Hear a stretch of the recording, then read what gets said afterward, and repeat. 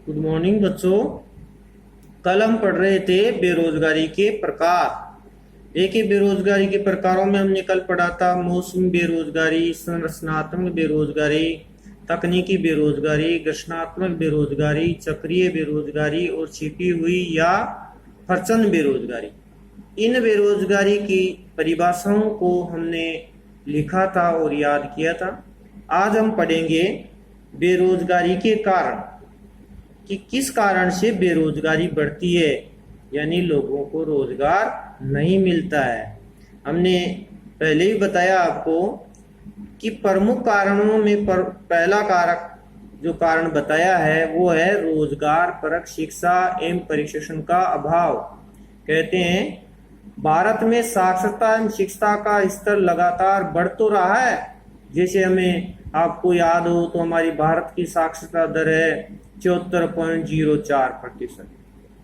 74.04% होते हुए भी आपको पता है हमारे देश के 1/4 लोग अशिक्षित हैं, वह शिक्षा से बहुत पीछे हैं। तो हमारे यहाँ जो शिक्षा दी जाती है वो शिक्षित बेरोजगारी की नई समस्या दृष्टि गोचर हुई है। भारतीय शिक्षा में रोजगार परकता का अभाव है कि आपको जो शिक्षा दी जा रही है वो रोजगार परक नहीं है, केवल आपका बुद्धि और ज्ञान बढ़ाने में ही अहम भूमिका निभाती है। तो हमें बुद्धि के रूप में आगे बढ़ने के लिए ज्ञान दिया जाता है, लेकिन हम इससे कोई अच्छा रोजगार नहीं कर सकते। हमारे यहाँ शिक्षा की व्यवहारिक उपदेयता की कमी है और हमारे शिक्षा प्राप्त करने के बावजूद छात्र रोजगार प्राप्त नहीं कर पाते हैं। इस कारण से हमारे यहाँ कौशल प्रदान करने वाले प्रशिक्षण केंद्रों का अभाव है। जो प्रशिक्षण मिलते हैं, कहते हैं कि जो प्रशिक्षण जैसे कोई ITI करता है या कोई डॉक्टर या इंजीनियर बनता है, ऐसी शिक्षा, ऐसी प्रशिक्षण वाली शिक्षा तो मानव पूंजी बनाती है। लेकिन हमारे जो ज्ञान अर्जित कर रहे हैं, हम अधिक से अधिक डिग्रियां ले रहे हैं, वो हमें केवल रोजगार उपलब्ध नहीं करा पाती है। तो ये पहला कारक है कि हमारी बेरोजगारी के कारण में रोजगार परक शिक्षा और प्रशिक्षण का अभाव है, जिसके कारण लोग अधिक से अधिक बेरोजगार हो रहे हैं। फिर नेक्स्ट कारण दिया है बढ़ती जनसंख्या का श्रम शक्ति। अब देखिए, हमें पता है हमारी सरकार द्वारा रोजगार प्रदान करने हेतु अनेक योजनाएं चलाई जाती है, लेकिन आपको पता है हमारी जनसंख्या वृद्धि बहुत ज़्यादा है। हमारा विश्व में दूसरा स्थान है जनसंख्या में, और हमें ये भी पता है कि हमारी जनसंख्या वृद्धि दर 17.64% है। जो हमारे 17.64% यानी प्रतिवर्ष भारत में एक ऑस्ट्रेलिया जितनी जनसंख्या जन्म लेती है। हमारे यहाँ इसमें बताया गया है कि हमारे यहाँ भारत में श्रम शक्ति लगातार तेजी से बढ़ रही है। श्रम शक्ति कहा गया है जो लोग काम करते हैं, काम करने वाले लोगों की संख्या दिन प्रतिदिन बढ़ रही है, किंतु रोजगार के अवसरों को तेजी से नहीं लिया जा रहा है, तेजी से लोगों को रोजगार उपलब्ध नहीं है। इस कारण से हमारी बढ़ती जनसंख्या और बढ़ती हुई श्रम शक्ति के कारण हमारे यहाँ बेरोजगारी का दूसरा कारण है। अब देखिए तीसरा कारण दिया है अनुपयुक्त तकनीक। अब देखिए, अनुपयुक्त तकनीक, हमें पता है कि भारत कृषि प्रधान देश है। भारतीय कृषि उद्योगों में आधुनिक तकनीक को तेजी से अपनाया जा रहा है। यह तकनीक पूंजी, गहन तथा श्रम में हितकारी है। भारत जैसे देश के लिए यह तकनीक उपयोगी नहीं है। भारत में ऐसी तकनीक अपनाए जाने की आवश्यकता है जो कि यहाँ की विशाल श्रम शक्ति को उपयोग में ले सके। अत्याधुनिक तकनीक भी भारत में बेरोजगारी के लिए उत्तरदायी है। तो हमारे यहाँ अच्छी तकनीक नहीं है, यानी अच्छी मशीनों और औजारों की कमी है, जिनसे लोगों को रोजगार उपलब्ध नहीं हो पा रहा है। ये तीसरा कारण हो गया बेरोजगारी का। और चौथा कारण दिया गया है कृषि का पिछड़ापन। देखिए हमारी कृषि धीरे धीरे पिछड़ती जा रही है। हम कृषि में धीमा विकास कर पा रहे हैं। भारत में अधिकतर बेरोजगारी का बड़ा कारण है। कृषि में अधिक से अधिक लोग काम करते हैं। हमें ये पता है कि हमारी आज़ादी के समय 75% लोग इसी का काम करते थे और आज भी कृषि क्षेत्र में यानी प्राथमिक क्षेत्र में 50% लोग काम कर रहे हैं। किंतु हमें ये भी पता है कि इस संबंध क्षेत्र में यानी कि जो ये प्राथमिक क्षेत्र है इसमें 50% लोग काम कर रहे हैं, तो कृषि क्षेत्र में धीमा विकास इस विशाल जनसंख्या के लिए रोजगार के पर्याप्त अवसर पैदा करने में असफल रहा है। तो हमारे यहाँ कृषि पिछड़ रही है। कृषि धीरे धीरे इसकी आमदनी कम होती जा रही है क्योंकि हमारी जीडीपी में कृषि का जो प्रतिशत है प्राथमिक क्षेत्र का वो धीरे धीरे घट रहा है। यानी कि आज लगभग 15% आमदनी ही हमारे देश की जीडीपी में सहयोग प्रदान कर रहा है प्राथमिक क्षेत्र। नेक्स्ट पॉइंट दिया है रोजगार विहीन आर्थिक विकास। कहते हैं हमारे यहाँ विकास के साथ साथ रोजगार में वृद्धि तो होती है, लेकिन 35 वर्षों से तेज गति में विकास किया और विकास के क्षेत्र में सेवा क्षेत्र का योगदान अपेक्षाकृत अधिक रहा। सेवा क्षेत्र का मतलब तृतीय क्षेत्र। हमने पीछे क्षेत्रों के बारे में पढ़ा है, तो यहाँ बताया है कि सेवा क्षेत्र में अधिक से अधिक योगदान मिल रहा है, देश को आमदनी बढ़ रही है, किंतु सेवा क्षेत्र सबको रोजगार उपलब्ध नहीं करवा पा रहा है। सेवा क्षेत्र की रोजगार गहनता कृषि एवं उद्योगों की तुलना में कम होती है।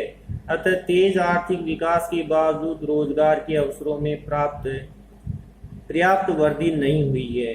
कि हमारे यहाँ सेवा क्षेत्र में सबको नौकरियां उपलब्ध नहीं हो पा रही है, जिसके कारण भी बेरोजगारी का प्रमुख कारण है। बेरोजगारी बढ़ती हुई नजर आ रही है। अब देखिए नेक्स्ट पॉइंट दिया गया है राजनीतिक इच्छा शक्ति एवं व्यवस्थित नियोजन का अभाव। देखिए भारत विशाल जनसंख्या वाला देश है। यहाँ संरचनात्मक परिवर्तन होते रहते हैं। कहते हैं कि यहाँ की श्रम को व्यवस्थित नियोजन के द्वारा अन्य क्षेत्रों में खपाए जाने की आवश्यकता थी, लेकिन हमारे राजनीतिक किसी न किसी प्रकार से इस श्रम को यानी मेहनत करने वाले लोगों को अतिरिक्त रोजगार उपलब्ध कराने में पिछड़ रही है। यद्यपि बेरोजगारी निवारण हेतु सरकार द्वारा अनेक कार्यक्रम चलाए गए, लेकिन इनमें सामंजस्य का अभाव था।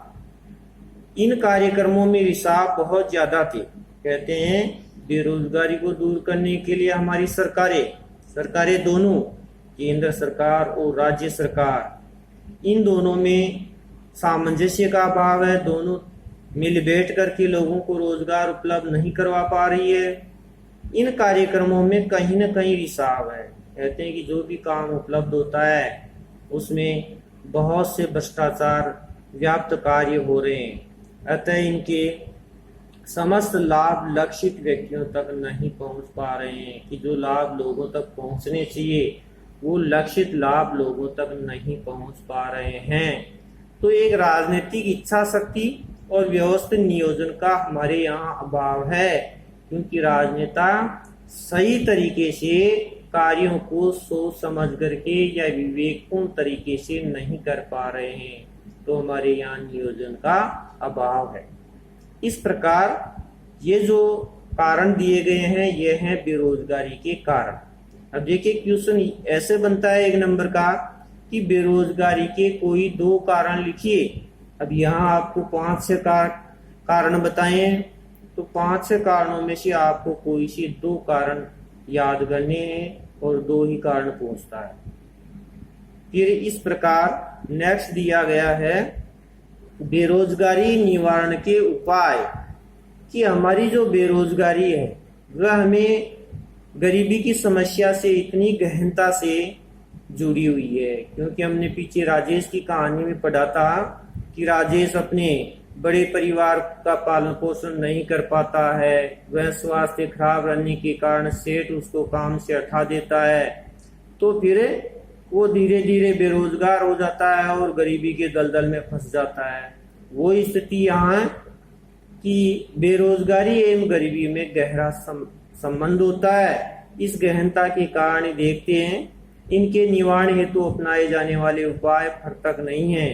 सरकार द्वारा पिछले 40 वर्षों से अनेक मजदूरी, रोजगार एवं सब रोजगार कार्यक्रम चलाकर इनके सह अस्तित्व को समाप्त करने का प्रयत्न किया गया है कि विगत 40 वर्षों से हमारी राजनीतिक सरकारें इन लोगों की गरीबी यानी बेरोजगारी और बेरोजगारी से संबंध रखने वाली गरीबियों को दूर करने के लिए बहुत से स्वरोजगार कार्यक्रम चलाए गए हैं। स्वरोजगार कार्यक्रम का मतलब है स्वयं का काम धंधा उपलब्ध करवाना, जैसे प्रधानमंत्री स्वरोजगार गारंटी योजना या प्रमुखतः मनरेगा। अब आपको पता है मनरेगा जैसी योजना, मनरेगा देखिए इसको बड़े संक्षेप में लिखा है मनरेगा। मनरेगा का पूरा नाम है महात्मा गांधी राष्ट्रीय ग्रामीण रोजगार गारंटी अधिनियम। यानी कि ये मनरेगा का जो कार्यक्रम चला 2005 में संचालित हुआ, यानी भारतीय लोगों को काम का अधिकार मिला कि भारत के लोगों को काम उपलब्ध होना चाहिए और उस मनरेगा के तहत योजनाएं संचालित हो गई 2005 से। सन 2005 में मनरेगा का संचालन केंद्र सरकार के द्वारा संचालित हुआ। अब देखिए मनरेगा का पूरा नाम आपको याद करना होगा, महात्मा गांधी राष्ट्रीय ग्रामीण रोजगार गारंटी अधिनियम। इसी तरह से इस मनरेगा का नाम जो है पहले नरेगा था, यानी मनरेगा 2009 में और नरेगा 2005 में। नरेगा 2005 से संचालित हुआ और मनरेगा इसका पूरा नाम कर दिया 2009 में केंद्र सरकार के द्वारा। नरेगा का पूरा नाम है राष्ट्रीय ग्रामीण रोजगार गारंटी अधिनियम और मनरेगा का पूरा नाम हो गया, यानी नरेगा से पहले महात्मा गांधी का नाम लगाना है। तो इस प्रकार मनरेगा का पूरा नाम हो गया महात्मा गांधी राष्ट्रीय ग्रामीण रोजगार अधिनियम। इस तरह से गरीबी और बेरोजगारी में पर्याप्त कमी लाई गई। कहते हैं समानांतर चल रहे अनेक स्वरोजगार कार्यक्रम शिक्षित एवं कुशल लोगों की बेरोजगारी को कम किया गया है, किंतु अर्थशास्त्रियों का मत है कि बेरोजगारी की दर को शून्य किया जाना संभव नहीं है। हमेशा बेरोजगारी बनी रहेगी, इसको पूरी तरह से शून्य नहीं कर सकते। यानी अर्थव्यवस्था में अल्प मात्रा में संरचनात्मक तथा घर्षणात्मक बेरोजगारी का अस्तित्व अवश्य ही बना रहता है। ये हमारी जो अर्थव्यवस्था है उसमें संरचनात्मक और घर्षणात्मक बेरोजगारी तो बनी हुई ही रहेगी। कहते हैं बेरोजगारी के कारण राष्ट्र अपने अधिकतम संभव उत्पादन के स्तर को प्राप्त नहीं कर पाता है तथा उत्पादन का एक हिस्सा जो प्रमुखतः बताया गया है कि उत्पादन का एक हिस्सा वो हमेशा के लिए खो देता है, जिससे वह सभी को रोजगार प्रदान करके उत्पादित कर सकता था। सरकार द्वारा निम्न उपाय अपनाकर बेरोजगारी को पर्याप्त कमी की जा सकती है। आप देख सकते हैं कैसे कर सकती है सरकार। पहला तो दिया है सरकार ऐसे काम चलाए जिसमें मजदूरी एवं स्वरोजगार कार्यक्रम सामने हो और इन्हें न्यूनतम रिसाव हो। किसी प्रकार से जो कार्य लागू किया जाए वो पूरी तरह से होना चाहिए। फिर कह देखिए शिक्षा को रोजगार परक बनाया जाए कि हमें जो बुद्धि के विकास के लिए शिक्षा दी जा रही है उसके अलावा हमें हमारे देश के युवाओं को प्रशिक्षण वाली शिक्षा भी दे, कौशल का भी विकास कराए, जिससे हम आगे पढ़ लिख करके स्वरोजगार को प्रोत्साहित कर सके। तीसरा है बेरोजगारी में पर्याप्त कमी लाने के लिए कि हमारे विकास के साथ साथ कृषि से मुक्त होने वाली आधिक्य श्रम को खपाने के लिए उद्योगों की वृद्धि दर को तेज किया जाए। ये हमारी कृषि में जो है अधिक से अधिक श्रम लगा हुआ है, क्योंकि हमें पता है कृषि कार्य में छिपी हुई बेरोजगारी पाई गई है। तो उन लोगों को हमें अतिरिक्त रोजगार उपलब्ध कराने के लिए अधिक से अधिक सरकार के द्वारा उद्योग खोले जाने चाहिए। सरकार उद्योग खोलेगी तो सरकार उद्योग खोलने से उन उद्योगों में कृषि में अतिरिक्त काम करने वाले लोगों को रोजगार मिल जाएगा, तो बेरोजगारी अपने आप दूर की जा सकती है। इनमें से देखो, सरकार अपनाए गए महत्वाकांक्षी कार्यक्रम जिनको मेक इन इंडिया तथा निवेश प्रोत्साहन उपाय उद्योगों की वृद्धि दर को तेज गति प्रदान करेंगे। तीव्र औद्योगिक विकास के द्वारा बेरोजगारी में भारी कमी की जा सकती है। तो हम कह सकते हैं कि हमारे विकास के साथ साथ कृषि में लगने वाली या कृषि में जो छिपी हुई बेरोजगारी है, छिपी हुई बेरोजगारी के अंतर्गत आने वाले लोगों को अतिरिक्त औद्योगिक विकास में लगाए और उद्योगों का निर्माण करे। फिर दिया है कुशल नियोजन की आवश्यकता। कहते हैं प्रतिवर्ष लाखों युवा हमारे श्रम शक्ति के सम्मिलित होते हैं, क्योंकि युवा जैसे जैसे बड़े होते हैं और बड़े होने पर उन्हें काम चाहिए, तो उन लोगों के लिए ये कह रहे हैं कि भारत के लिए एक अवसर भी है और चुनौती भी है। कहते हैं ऐसी नीतियां अपनानी चाहिए, यानी कि प्लान बनाने चाहिए, योजना बनानी चाहिए जिससे युवाओं को रोजगार सर्जन की आवश्यकता है, यानी कि उनको रोजगार मिलना चाहिए और रोजगार संबंधी नीति इस प्रकार बनाई जानी चाहिए कि वर्तमान बेरोजगारी के साथ साथ श्रम शक्ति में नए प्रवेश करने वालों को भी ध्यान में रखा जाए। तो इस प्रकार हमारे कुशल नियोजन की आवश्यकता है। जो युवा अच्छे रोजगार सर्जन कर सके उनकी सरकार के द्वारा मदद होनी चाहिए, जिससे बेरोजगारी को दूर किया जा सकता है और श्रम शक्ति में जो नए युवा आ रहे हैं उनको तुरंत रोजगार उपलब्ध हो सकता है। तो इस प्रकार ये केंद्र सरकार के निवारण के लिए दी गई उपाय है। सरकार उन लोगों को काम भी उपलब्ध करवाती है जो अपने प्रशिक्षण के द्वारा या किसी न किसी प्रकार से रोजगार परक शिक्षा प्राप्त कर रहे हैं, उन लोगों को सरकार हर समय सहायता उपलब्ध करवाती है। तो देखिए, इस प्रकार आपने पढ़ा कि हमारे देश में 3 चुनौतियां व्याप्त है। हमारे देश में 3 चुनौतियां व्याप्त है। पहली आपने पढ़ी मुद्रास्फीति, दूसरी पढ़ी आपने बेरोजगारी, और एक और आपने पढ़ी जो प्रमुखता दी गई है। पहली मुद्रास्फीति, दूसरी गरीबी और तीसरी दी गई है बेरोजगारी। इन तीनों को हमने विस्तार से पढ़ लिया है और इस लेसन में पूरी तरह से हमें एक एक नंबर के प्रश्नों को तैयार करना है। एक एक नंबर के प्रश्न के लिए आपको पूरी तरह से इसकी तैयारी करनी है, क्योंकि बोर्ड में हर साल प्रतिवर्ष इनमें से 3 प्रश्न आते हैं जो एक एक नंबर के होते हैं और एक एक नंबरों को हमें पूरी तरह से तैयार करना है। यहाँ आपको ऐसे प्रश्नों के बारे में मैंने बता दिए हैं। जिन जिन जगहों पर मैंने आपको बताया कि ऐसा प्रश्न बन रहा है तो उस प्रश्न को वीआईपी में डालिए। वीआईपी में डालते ही आपका ध्यान अवगत हो जाता है कि हमें इस प्रकार का प्रश्न आएगा।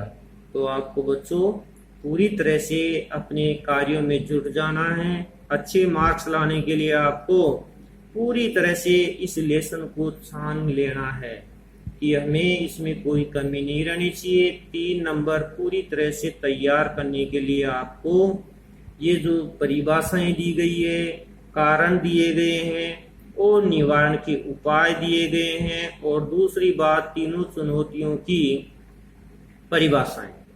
तो तीनों चुनौतियों की परिभाषाएं महत्वपूर्ण हैं, इनके प्रकार महत्वपूर्ण हैं, इनके कारण महत्वपूर्ण हैं, इनके निवारण के उपाय महत्वपूर्ण हैं। ये सभी कार्य आपको पूरी तरह से याद हो जाने चाहिए। और जो याद करता है वो ही सक्षम होता है, और जो याद नहीं करता है, जो सोचता है कि बाद में याद करेंगे, तो वो किसी भी प्रकार से सक्षम नहीं हो सकता। तो इसी के साथ ये जो लेसन है आपका लेसन नंबर 16 कि हमारी भारतीय अर्थव्यवस्था की चुनौतियां, तीनों चुनौतियों के बारे में हमने विस्तार से समझ लिया है। और अब ये आपका लेसन कंप्लीट होता है और कंप्लीट होने के बाद में आप इसके नोट्स तैयार कर लीजिए। इसके नोट्स में आपको बाद में भेज दूंगा, आप उनसे मिलान कीजिए या कोई पॉइंट छूट तो नहीं गया है, ताकि आप अपनी पूरी तरह से नोट्स की जांच कर सके। क्योंकि अब कोरोना की वजह से आपके नोट्स चेक नहीं कर पा रहे हैं, तो आप उसको मेरे भेजे गए नोट्स से मिलान कीजिए, उससे अच्छे नोट्स बनाइए ताकि आप अच्छी तरह से अंक प्राप्त कर सके। धन्यवाद। Thank you.